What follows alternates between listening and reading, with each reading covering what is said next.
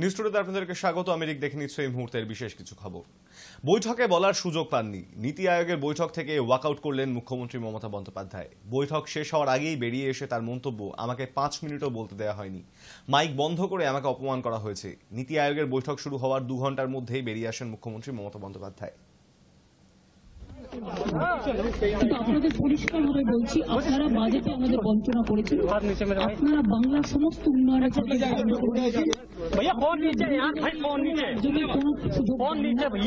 এবং আপনারা আমাদের 3 বছর ধরে 100 দিনের কাজ বন্ধ, প্রধানমন্ত্রী আবাস যোজনা বন্ধ, রুরাল রোড যোজনা বন্ধ, সমস্ত কিছু বন্ধ করে রেখেছেন। এমনকি ফুড সাবসিডি পর্যন্ত দেননি। আমরা 1,71,000 কোটি টাকা পাই লাস্ট ইয়ার পর্যন্ত। এই বাজেটেও কিছু নেই, শুধু জিরো। এইটুকু বলার সাথে সাথে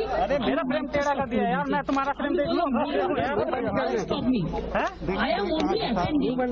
You should be satisfied that instead of that, you are giving more scope to your party, your government, and you only me on behalf of opposition. Only I am there, and you আপনারা mic বন্ধ করে দিচ্ছেন। প্রয়াত রাজ্যের কারামন্ত্রী বিশ্বনাথ চৌধুরী দীর্ঘদিন ধরেই ক্যান্সারে আক্রান্ত ছিলেন। তিনি চিকিৎসা চলছিল SSKM হাসপাতালে। শনিবার সকাল 6:45 নাগাদ সেখানেই শেষ নিঃশ্বাস ত্যাগ করেন তিনি। বিশ্বনাথের মৃত্যুতে শোক প্রকাশ করেছেন মুখ্যমন্ত্রী মমতা বন্দ্যোপাধ্যায়। শনিবার বিশ্বনাথ চৌধুরীর মরদেহ নিয়ে আসা হয় রাজ্য বিধানসভায়। সেখানে তাকে শ্রদ্ধা জানানো হয় বিধানসভার অধ্যক্ষ বিমান বন্দ্যোপাধ্যায়ের তরফে। তার স্মৃতির প্রতি শ্রদ্ধা জানিয়ে শনিবার রাজ্যকে সমস্ত সরকারি দপ্তরে অর্ধ দিবস ছুটির ঘোষণা করা হয়।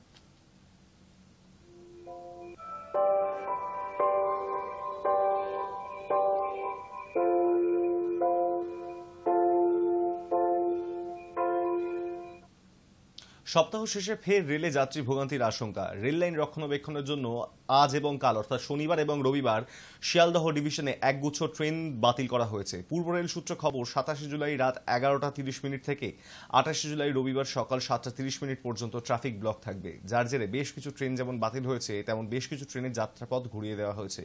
কিছু ট্রেনের সময়সূচিতেও পরিবর্তন করা হয়েছে। শনি রবিতে মোট 25টি লোকাল ট্রেন বাতিল করা হয়েছে। শনিবার আপ ডাউন মিলিয়ে একজোড়া নৈহাটি ব্যান্ডেল এবং একজোড়া শিয়ালদহ শান্তিপুর, একজোড়া শিয়ালদহ রানাঘাট, একজোড়া কল্যাণী সীমান্ত নৈহাটি লোকাল বাতিল করা হয়েছে।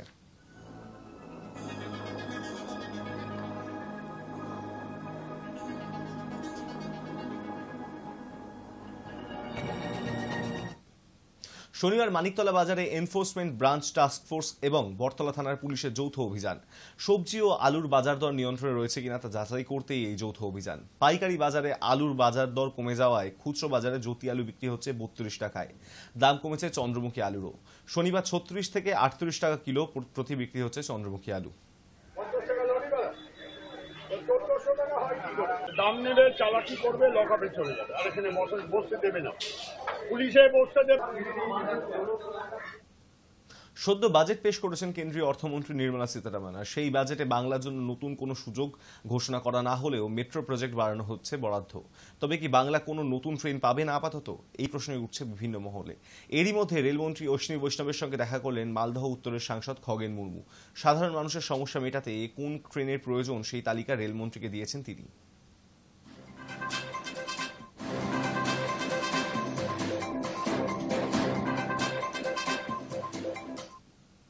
সদ্য সমাপ্ত হয়েছে উপনির্বাচন। বাগদা উপনির্বাচনে জয়ী হয়েছেন তৃণমূলের মধুপর্ণা ঠাকুর। তবে মধুপর্ণা এখনো পড়ুয়া, কলেজে পড়েন তিনি। একদিকে রাজনীতি, অন্যদিকে নিজের ক্যারিয়ার, দুটিকে একসঙ্গে সামাল দিতে চান বিধায়ক। শনিবার বিধানসভার অধিবেশন শেষ হতেই ছুটলেন পরীক্ষা দিতে। ভালো হয়েছে কি 1.5 বছর থেকে মানে কোর্স থাকে 1.5 বছর ADFS কোর্স। এটা মানে প্রতিদিন একটু একটু পড়লে কভার আপ হয়ে যায়, সেজন্য অত কষ্ট হয়নি। আগে থেকে প্রিপারেশন ছিল, সেজন্য এক্সামটা ভালো হয়েছে। এটা জাস্ট একটা ছিল কি আজকাল কম্পিউটারাইজড একদম জেনারেশন হয়ে গেছে, সবকিছুই কম্পিউটার। এটা একটা দুটো কোর্স করেছিলাম, মাই সাজেস্ট করেছিল কি IT আর FA করে নিতে, সেজন্যই এটা করা। হ্যাঁ, একটা মেয়ের তো চাকরি সবাই থাকে কি ইন্ডিপেন্ডেন্ট হোক, নিজের একটা সেলফ ডিপেন্ডেন্ট একটা নিজের একটা ইনকাম হোক, সেটা সবাই চায়, আমি চাই, সবাইরা চায়। এখন যখন আমি হয়ে গেছি এটা, বাট ওইটাও আমার চালিয়ে যেতে হবে। যখন MSCও আমি কন্টিনিউ করে যাচ্ছি, এই এক্সামটা আমি কন্টিনিউ করে যাচ্ছি, বাই বোথ সাইড আমি ব্যালেন্স করেই যাবো, আগে এগিয়ে যাবো।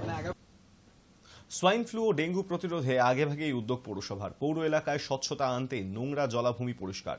বসিরহাটের সীমান্ত থেকে সুন্দরবনের 10টি ব্লক ও 3টি পৌর এলাকায় জ্বরে আক্রান্ত রোগীর সংখ্যা বাড়ছে, আর সেই সঙ্গে নতুন আতঙ্কের নাম সোয়াইন ফ্লু।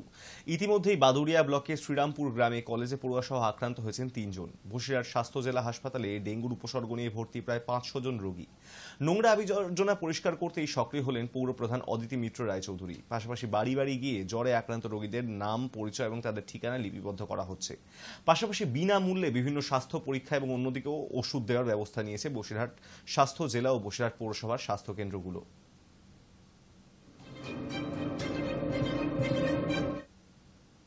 বসিরহাট পৌরসভার মধ্যে এখনো পর্যন্ত ডেঙ্গু আক্রান্ত খবর একটাও আসেনি। হ্যাঁ, জ্বর সবার ঘরে রয়েছে।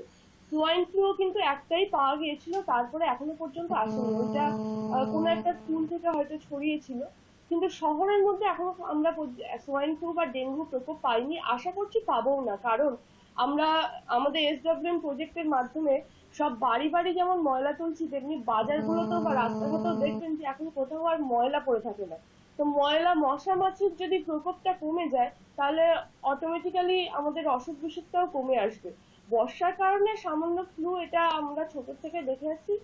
জ্বর, সর্দি কাশিটা তো আটকাতে পারবো না, কিন্তু বড় ধরনের অসুখ, ডেঙ্গু, ম্যালেরিয়া, টাইফয়েড বা সোয়াইন ফ্লু, এই ধরনের অসুখ বিসুখ যাতে না আসে, তার জন্য আমরা পৌরসভার পক্ষ থেকে প্রতিটা কাউন্সিলর তত্ত্বাবধানে প্রতি জায়গায় যেমন ড্রেনে স্প্রে করা হচ্ছে, তেমনি ব্লিচিংও দেওয়া হচ্ছে। তাছাড়াও ড্রেন, পরিত্যক্ত জমি, পুকুর, রাস্তাঘাট, বাজার সবটা আমরা পরিষ্কার রাখার চেষ্টা করছি। ভোট আসে, ভোট যায়, নেতারা কুর্সি পান, কিন্তু দেয়া প্রতিশ্রুতি রাখতে পারেন না। বাঁকুড়া জেলার বামিরা গ্রামের 70 ঊর্ধ্বা বৃদ্ধা এখন অপেক্ষায় প্রতিশ্রুতি পূরণের।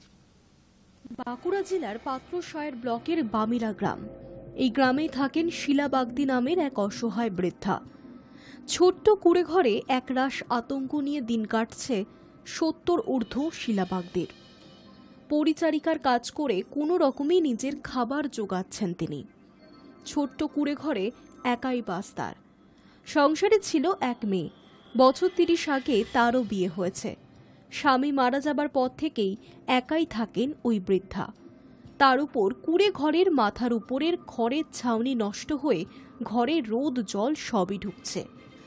ত্রিপল দিয়ে কোনো রকমে বৃষ্টির জল আটকানোর আপ্রাণ চেষ্টা বৃদ্ধার। খোলা আকাশের নিচেই করতে হয় রান্না। এত কিছুর পরও পাননি আবাস যোজনার ঘর। মাথার উপর পাকা ছাদ না থাকলে যেখানে সরকারের আবাস যোজনার ঘর পাওয়ার কথা, সেখানে এতদিনেও এই বৃদ্ধা কেন ঘর পেলেন না, তা নিয়েই উঠছে প্রশ্ন। সরকারি সুবিধা বলতে বার্ধক্য ভাতা এবং মাসে 5 কেজি চাল পান তিনি। শেষ জীবনে মাথার ছাদ উঠবে কবে, সেই অপেক্ষায় কাটছে তার দিন। ভোট এলে বিভিন্ন রাজনৈতিক দলের নেতারা ছুটে আসেন বটে, স্বভাব মতো প্রতিশ্রুতিও দেন, কিন্তু কাজ আর হয়ে ওঠে না। কিচ্ছু দেয় নেই সরকারে। ওই 1000 টাকাটি দেয়, কোনো রকম খাই, আর ওই 5 কেজি চাল দেয়। দোকান করে নিয়ে ওই চাল কিনি, চালের দামে আগুন। এই কি করবো, কোথায় যাবো, কোথায় থাকবো, কোথাও আমি জায়গা নেই, কোথায় থাকবো, কিচ্ছু না। আমি ঠাকুরকে প্রণাম করে শুই, মরতে হয়তো উদাহাতি মরবো, ভগবান যদি মৃত্যুটাই মরবো। মুখ দেবো, টুসুক দেবো, ঘর করে দেবো, এই বলছিল। বলছি যে ঘর এসে গেছে, সেনা পিসি তোমার ঘর এসে গেছে। আমি কখন আমার গাছের তাল এখন থেকে পড়ছে না, ঘর দেবে তোমরা, ঘরের দিন দেবে। সরকারের কাছে কি চাইছেন এখন? কই ঘর দিচ্ছে, কই ঘর চাইছি, দিচ্ছে ঘর। আর ওই যে 1000টি টাকা দেয়, তা আবার 2 মাস পরে আবার টাকা দেয়, মাসের মাস টাকা দেয় না। যদিও এই বিষয়ে পাত্রসার ব্লকের বিডিওর সঙ্গে যোগাযোগ করা হলে তিনি ক্যামেরার সামনে মুখ খুলতে রাজি হননি, তবে মৌখিকভাবে ওই বৃদ্ধার পাশে থাকার আশ্বাস দিয়েছেন। এই নিয়ে শুরু হয়েছে শাসক বিরোধী রাজনৈতিক চর্চা। বিষ্ণুপুর সাংগঠনিক জেলা তৃণমূল কংগ্রেসের যুব সভাপতি সুব্রত দত্তের কথায় বাড়ি না পাওয়ার জন্য দায়ী বিজেপি। দায় ঠেলে দিয়েছেন এলাকার নির্বাচিত বিজেপি সাংসদের ওপরও। বাড়ি পাইনি তার জন্য প্রথম দায়ী করব নরেন্দ্র মোদীকে, প্রথম দায়ী করব বিজেপিকে, প্রথম দায়ী করব এই এলাকার নির্বাচিত সাংসদ সৌমিত্র খাঁকে। কারণ দীর্ঘ 3 বছর যাবৎ আবাস যোজনার যে টাকার দাবি তৃণমূল কংগ্রেস বারংবার তুলে আসছে, যে গরিব মানুষের ছাদ তার টাকা, গরিব মানুষের বাড়ির টাকা, 100 দিনের মজুরির টাকা, যে বকেয়া টাকা আছে সেই টাকা দেওয়ার দাবিতে দিল্লিতে আমরা আন্দোলন করেছি অভিষেক বন্দ্যোপাধ্যায়ের নেতৃত্বে। রাজভবনের সামনে ধর্নায় বসেছিলাম অভিষেক বন্দ্যোপাধ্যায়ের নেতৃত্বে। মাননীয় মুখ্যমন্ত্রী বারংবার আবেদন করেছেন, নিবেদন করেছেন, অনুরোধ করেছেন, চিঠি করেছেন, তার কিন্তু কোনো রকম সদুত্তর কেন্দ্রীয় সরকার দেয়নি। তারা পশ্চিমবাংলা থেকে ভোট নেয় আর পশ্চিমবাংলার মানুষকে ভোটের পর নির্মমভাবে এইভাবে অত্যাচার করে। যার ছাদ নেই সে ছাদবিহীনভাবেই, বাড়িবিহীনভাবেই থাকুক, ভোটের সময় হলেই তো হিন্দুত্বের তাগিদায় তারা তো আবার ভোটটা দেবে। অন্যদিকে তৃণমূলকে তীব্র কটাক্ষ করেছেন বিরোধী রাজনৈতিক দল বিজেপি। সোনামুখ বিধানসভার বিজেপি বিধায়ক দিবাকর ঘরামির কথায় শুধু শিলাবাগদি নয়, প্রত্যেকটি ব্লক খুঁজলে এইরকম হাজার হাজার মানুষ পাওয়া যাবে। কেন্দ্র সরকার সাধারণ মানুষদের আবাস যোজনার টাকা দিচ্ছে, আর তৃণমূল কংগ্রেস সেই টাকা লুটে পুটে খাচ্ছে। শুধু শিলাবাগদি নয়, এরকম প্রত্যেকটা ব্লকে খুঁজলে এখনো হাজার হাজার এই ধরনের মানুষকে পাওয়া যাবে যারা ত্রিপলের নিচে থাকে। আমি 2021 সালে বিধায়ক হওয়ার পর দেখেছি যে এত বাড়ি কেন্দ্রীয় সরকার দিয়েছে আবাস যোজনার মাধ্যমে। দেশের যশস্বী প্রধানমন্ত্রী মোদীজি ঘোষণা করেছিলেন সবার ছাদের ব্যবস্থা, আর এই তৃণমূল কংগ্রেস এই ধরনের গরিব মানুষদের বাড়ি না দিয়ে সেই টাকাগুলো চুরি করে আত্মসাৎ করেছে।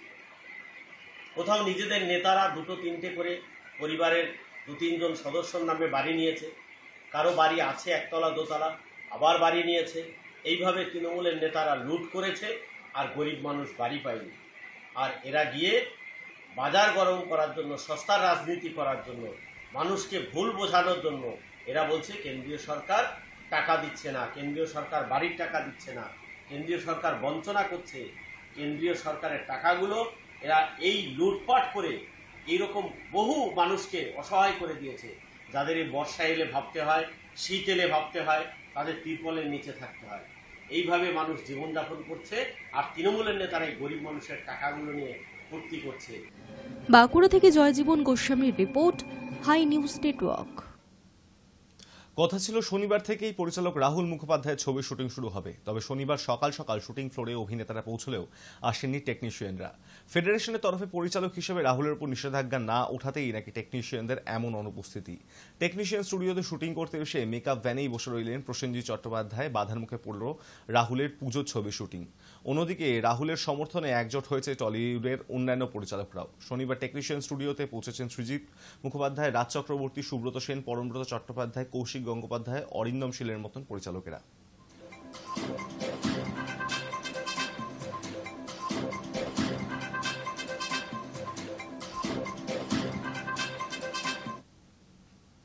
নিউজ টুডে এখন এই পর্যন্তই। দেখতে থাকুন হাই নিউজ, নির্ভীক, নিরপেক্ষ।